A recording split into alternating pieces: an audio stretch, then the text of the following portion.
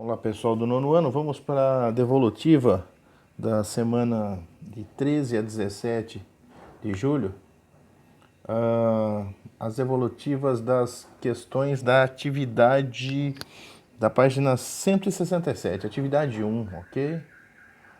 Nós vemos aqui, ó, observe a caricatura a seguir, ela se refere à Guerra Civil Espanhola. No cartaz é possível ler a seguinte frase: reinar na Espanha, o que você acha disso? Era uma tentativa do governo republicano espanhol de mobilizar as pessoas contra os falangistas. Os falangistas são as pessoas que apoiam o governo ditatorial de Franco, né? Franco ele vai ganhar essa batalha, essa revolução aqui, e ele vai impor um regime totalitário até 1970 e alguma coisa, 75, acredito que seja. E a questão vai falar sobre isso. De acordo com o cartaz, quem reina na Espanha, se os falangistas não forem combatidos, como a vitória das forças falangistas é descrita no cartaz, tá? Essa questão ela traz uma reflexão sobre essa revolução espanhola, tá? Ela vai falar aqui que quem reinariam os nazistas, tá? Ou os fascistas. A vitória dos falangistas é representada pela figura da morte, tá? Através da caveira, né? Através do sangue e dessa foice, e através das bombas caindo aqui, ok? E mais esse símbolo nazista, tá? Esse é o símbolo que destaca aqui, ó, para dizer quem reinaria na Espanha. Que por trás dessa revolução nós tínhamos a Alemanha nazista por trás, ok? A questão B, ela vem falar aqui, ó, por que a Guerra Civil Espanhola é considerada um ensaio da Segunda Guerra Mundial? Pessoal, o Hitler, ele, ao longo da década em que ele esteve no poder, ele vai, com habilidade, ele vai conseguindo montar de novo o exército, as forças armadas da Alemanha, e adquirindo, né, e construindo, produzindo novos artefatos de guerra, novas máquinas de guerra. Novas máquinas, novas táticas de guerra. Não se esqueçam que ele utilizou da Blitzkrieg, que era a guerra relâmpago, né? Ou seja, eles, primeiro de tudo, jogavam bombas sobre o local a ser atacado, e quando o inimigo estava atordoado, eles atacavam rápido e rasteiro, né? Blitzkrieg significa guerra relâmpago, ou guerra rápida, né? Em que poucos dias eles tinham invadido o país, né? Haja vista que a Polônia levou poucos dias para ser invadida, a Holanda também, dentre outros. Bom, essa guerra só pôde ser vencida, essas batalhas só podem serem vencidas dessa forma na Segunda Guerra Mundial, porque antes disso elas foram amplamente testadas em ações reais. Onde foram isso? Foi na Guerra Civil Espanhola, tá? Então, por conta desse ensaio, dessas táticas de guerra, equipamentos de guerra que o Hitler cedeu ao Franco, a gente pode considerar que essa guerra civil foi o ensaio para a Segunda Guerra Mundial. Partindo para as atividades do Em Casa,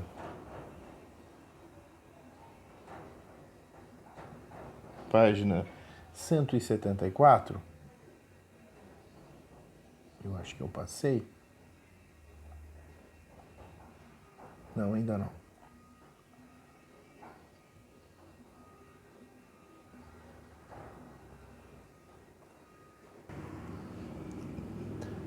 Partindo para a atividade 2, da página 173, nós temos aqui um texto que fala o seguinte, um texto de Jaime Brenner, que fala da Segunda Guerra Mundial.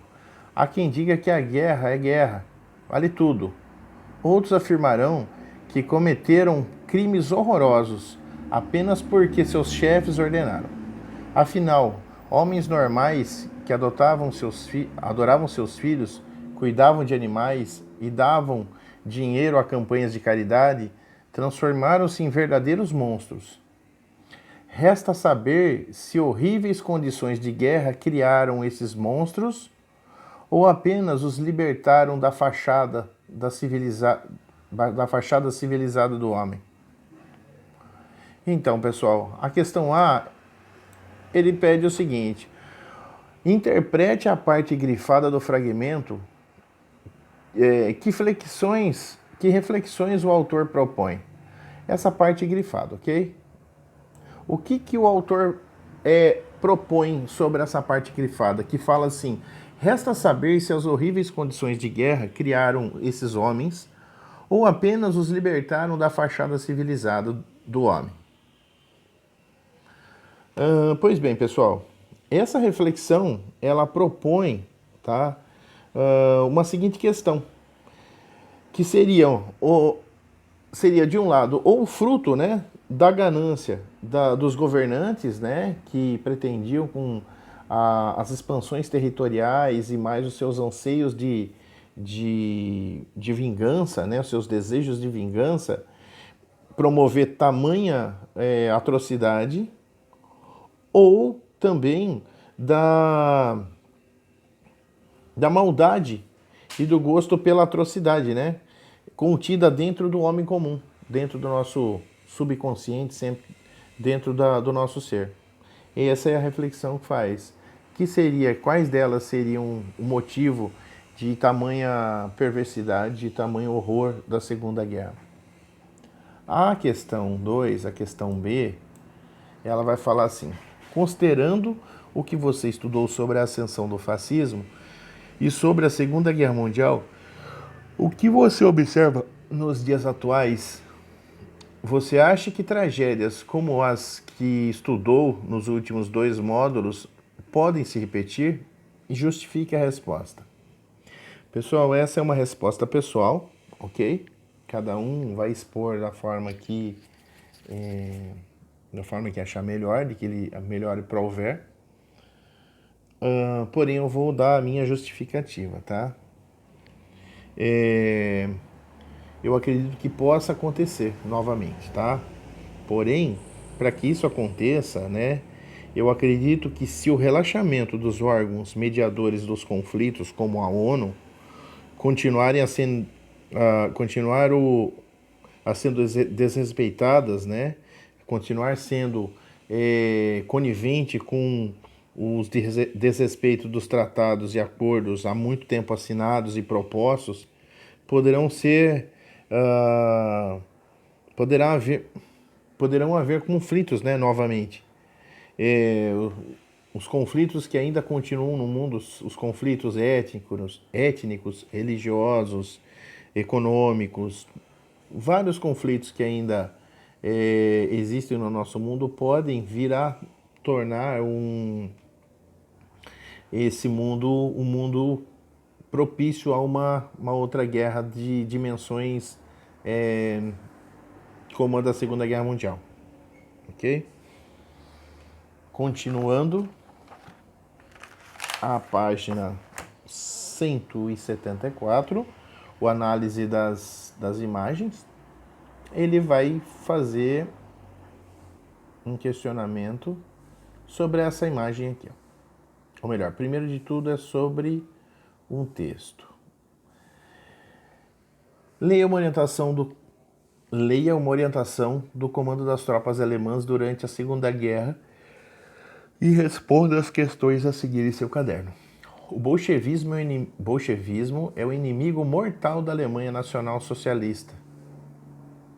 E a luta da Alemanha é dirigida contra essa ideologia e seus simpatizantes. O que foi chamada política de apaziguamento praticada pelas potências liberais da Europa em relação à Alemanha nazista? É a questão A. Bom, essa política do apaziguamento foi a decisão tomada por esses países é, e não intervir nas relações, né, de conflito entre a Alemanha nazista e a Rússia comunista, né? E sempre concedendo em relação à Alemanha nazista concessões dela aumentar o seu poderio bélico. A Alemanha, o Hitler, né, ele dizia que por conta da inimizade com a Rússia ele precisava desse aparato militar e por conta dessas outras potências liberais terem medo de que o comunismo fosse se alastrar no mundo, eles concediam à Alemanha a possibilidade dele ir aos poucos e se municiando e aumentando o seu poderio bélico, para que se alguém tivesse que combater a Alemanha, combater a Rússia, que fosse a Alemanha. Então, por conta disso, eles vão flexibilizando essa tomada de atitude em relação à Alemanha crescer novamente o seu poderio militar. Não se esqueçam que após a Primeira Guerra Mundial, a Alemanha teve que reduzir muito o seu poder militar e bélico por conta do Tratado de Versalhes, assinado em 1918. Vamos lá. Questão B, ela vai falar o seguinte: estabeleça uma relação entre a política de apaziguamento e a diretriz nazista resumida acima. Ou seja, o que tem a ver a política de apaziguamento e isso que ele disse aqui, tá? Então, o que ele vai dizer? Ele vai dizer o seguinte: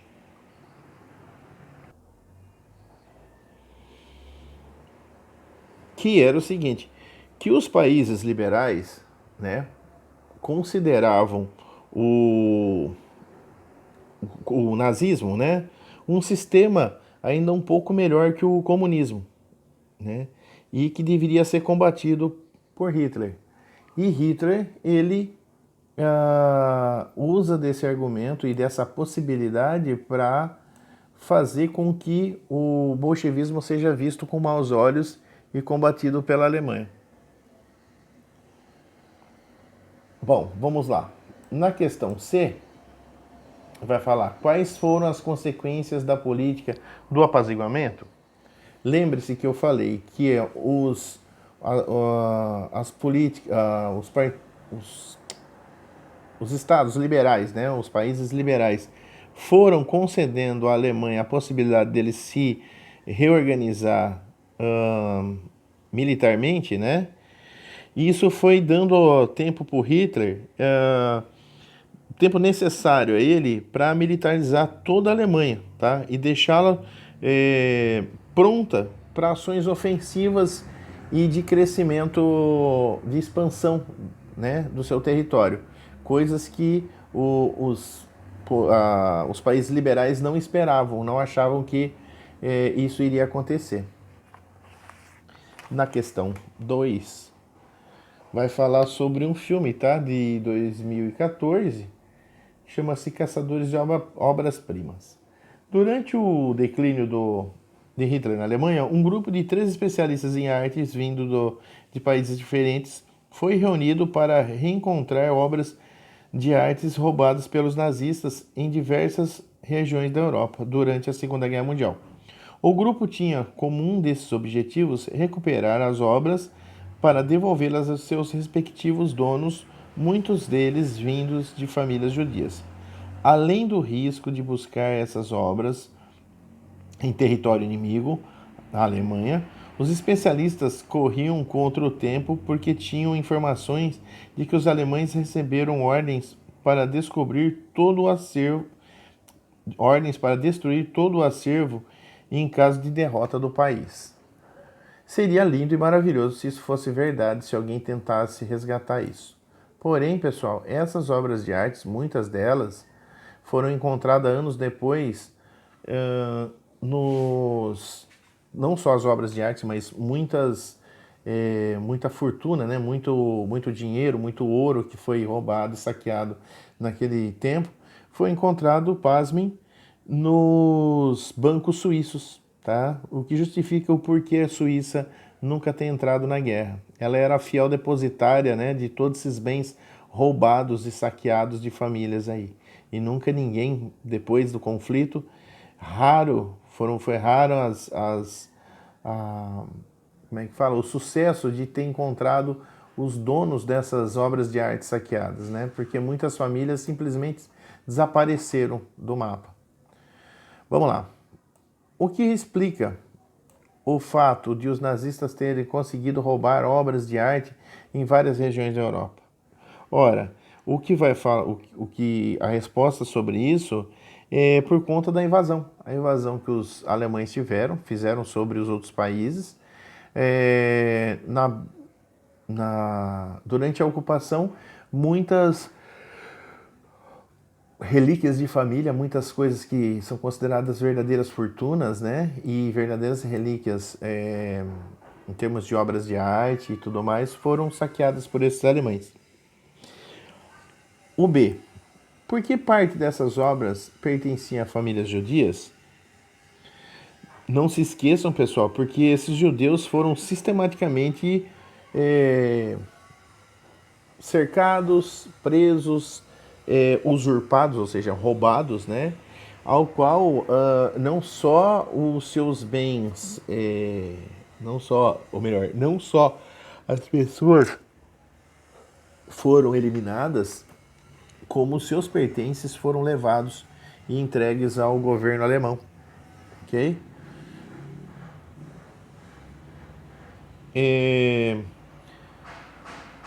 Aqui nessa imagem ele vai pedir, né, algumas imagens que represente o horror da guerra, o horror daquele momento, e outras partes que vão representar digamos que uma solução, uma busca de que isso tudo ia mudar, né? E que tudo seria modificado depois. Seria como se fosse uma salvação. O que nós temos aqui, como parte das atrocidades, vamos começar da esquerda para a direita. Nós temos esse touro aqui, né, que representa a brutalidade dos fascistas, né? Nós temos essa mãe aqui com a criança morta no colo e gritando, chorando, sei lá, alguma coisa assim. Nós temos um soldado morto segurando a sua espada quebrada.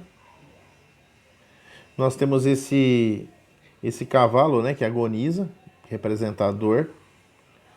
E nós temos aqui bem nesse canto alguém que queima, tá vendo? Alguém que está queimando.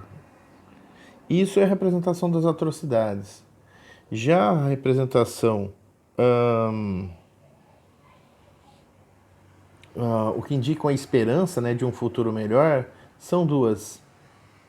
Apesar de toda essa maldade, toda essa dor aqui, prestem atenção que existe uma luz ainda acesa, né? E que brilha sobre todos. Outra coisa é essa janela aqui, que ó, apesar da escuridão, existe uma saída, uma janela que faça com que a gente busque novos horizontes. A questão 4 vai mostrar essa imagenzinha aqui. E a questão é quem são eles? O Hitler e o Stalin. Olha que legal, dois amigos, né? Cheirando as flores e tal, todos eles empunhando uma adaga aqui atrás. A quais fatos históricos a charge se refere? Ela se refere aqui, né? Ao primeiro momento, né? O pacto de não agressão entre os dois e a invasão da Alemanha contra a Rússia, quando o Hitler quebra o pacto de não agressão. Tá? A terceira, quais foram as consequências desses fatos? Bom, a primeira, né, de início, deu a possibilidade do Hitler não sofrer nenhum ataque da Rússia a partir do momento em que invadiu a Polônia. A partir do momento que ele faz um pacto com a Alemanha, ele explica para a Alemanha, olha, eu vou invadir a Polônia eu fico com uma parte, você fica com outra, e eu não estou querendo atacar você, ok? Já que eles tinham rinchas já de muito tempo.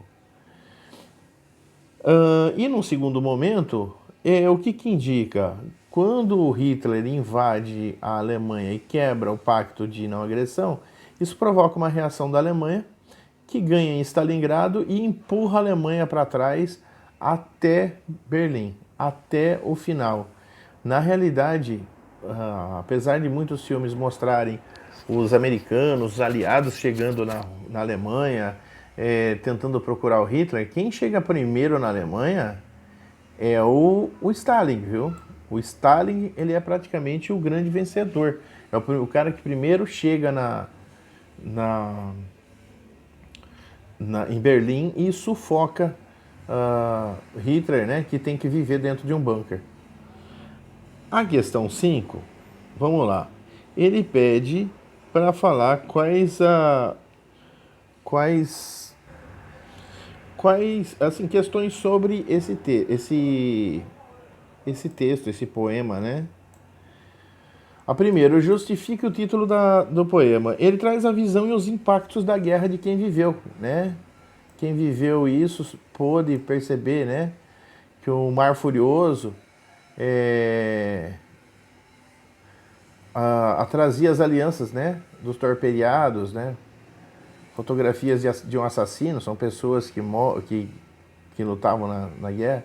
Então essa é a imagem, essa é a justificação, né? É a visão dos impactos da guerra aos que as viveram. A segunda, relacione trechos do poema a aspectos da Segunda Guerra. Bom, o que nós temos aqui, para poder justificar, o Mar Furioso devolve à praia a aliança dos torpedeados, ok? E também podemos relacionar isso aqui, a fotografia de um assassino. Quer dizer, a fotografia não é de um assassino, é na realidade de um cara que estava lutando. Que ele não é que ele era propriamente um assassino, mas é alguém que matou. Ok? Vamos lá. Na página 177, nós vamos relacionar esse quadradinho aqui, ok? Opa, deixa eu apagar aqui que eu fiz besteira. Beleza. Vamos lá. Os anos iniciais e finais, tá? Da primeira fase, aqui nós temos 1939 como o início da guerra e 1942, que é o fim da primeira fase. A segunda fase é de 1942 a 1945, com o fim da guerra. Quais os títulos possíveis? Tá? Eu coloquei na minha descrição aqui o primeiro título, Tempos de invasão do eixo. Né? A Alemanha consegue invadir a Polônia, né? Logo depois ela invade a Holanda, a Bélgica, Dinamarca, a Suécia, através da Blitzkrieg, ok? Na segunda fase, nós temos ali a ofensiva aliada, né? Nós temos aí uma série de ofensivas que os aliados começam a promover e a guerra começa a modificar, né? Começa a tomar outro rumo. E as principais ações? No caso da Alemanha, ela sempre invade através da Blitzkrieg, que é aquela guerra relâmpago que o professor já falou, tá? Ela vai ocupar, como eu disse, a Noruega, a Holanda, a Bélgica, depois ela vai atacar, ela vai invadir a França, depois ela vai atacar a Inglaterra, né? Nesse mesmo tempo nós temos a Itália invadindo, né? Ocupando o norte da África, né? E lá na segunda fase, o que nós temos?